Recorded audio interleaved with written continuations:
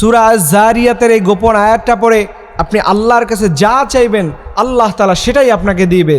আল্লাহ পাকের কোরআন হচ্ছে এমন দামি এবং এত বরকতপূর্ণ, এই কোরআনের প্রত্যেকটা কথার মধ্যে লুকিয়ে আছে বান্দার জন্য সফলতা। এই কোরআনের প্রত্যেকটা আয়াতের মধ্যে রয়েছে বান্দার নিরাপত্তা। এর জন্য আল্লাহ বলছে, গোলাম শোনো শোনো, তোমরা নিয়মিত কোরআন আল কারীমের তেলাওয়াত করবা। এই কোরআনের তেলাওয়াত করলে রব্বুল আলামিন তোমার ওই ঘরের মধ্যে বিপদ কাটায় দিবেন।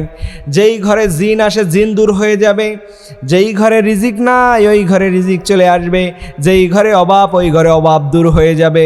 এর জন্য আল্লাহ নবী বলেছেন, প্রতিদিন যেই ঘরে কোরআন তেলাওয়াত হয় ওই ঘরটা হলো জান্নাতি ঘর, আর যেই ঘরে কোরআন তেলাওয়াত হয় না ওই ঘরটা হলো জাহান্নামী ঘর।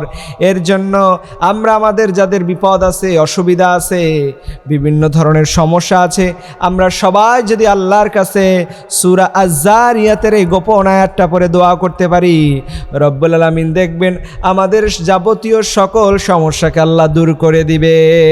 সুবহানাল্লাহি বিহামদি। এর জন্য রব্বুল আলামিন সূরা আয-যারিয়াতের সেই আয়াতটা আমাদেরকে জানিয়ে দিলেন। এই আয়াতটা পড়ে কোনো বান্দা যদি আল্লাহর কাছে দোয়া করে এবং দোয়া করার পরে কোনো কিছু চায়, আল্লাহ পাক তাকে সাথে সাথে দিয়ে দিবে। এর জন্য আপনি পড়বেন সেই আয়াতটা হলো, ইন্নাল্লাহা হুয়ার রাজ্জাকু যুল কুওয়াতিল মাতিন, ইন্নাল্লাহা হুয়ার রাজ্জাকু যুল কুওয়াতিল মাতিন। এটা পড়বেন, দেখবেন আল্লাহ সুবহানাহু ওয়া তাআলা আপনাকে এমন এমন জায়গা থেকে রিজিকের ব্যবস্থা করে দিবে, এমন জায়গা থেকে আপনার বিপদকে কাটিয়ে নিবে, আপনি কল্পনাই করতে পারবেন না।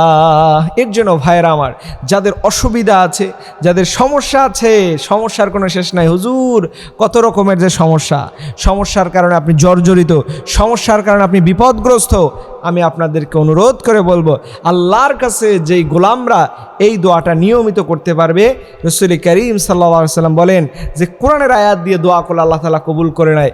এর জন্য প্রতিদিন আপনি ফরজ নামাজের পরে এই দোয়াটা একবার হলেও পড়বেন, ইন্নাল্লাহা হুয়ার রাজ্জাকু যুল কুওয়াতিল মাতিন, ইন্নাল্লাহা হুয়ার রাজ্জাকু যুল কুওয়াতিল মাতিন।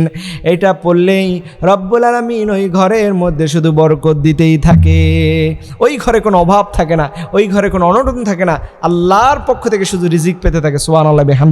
এর জন্য আমাদের যার যত অভাব আছে, যার যত অনটন আছে, সবাই যেন আল্লাহর কাছে এই দোয়াটা পড়ি, আল্লাহর কাছে এই আয়াতটা দিয়ে দোয়া করি, দেখবেন আল্লাহ তাআলা মুহূর্তের মধ্যে আপনার ভাগ্যের চাবিকাকে ঘুরিয়ে ফেলতে পারেন।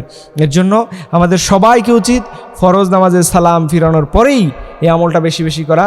আল্লাহ রাব্বুল আলামিন যেন আমাদের সবাইকে বেশি বেশি করে কোরআনের এই আমলটা বেশি করা তৌফিক দান করে, সবরনা আমিন।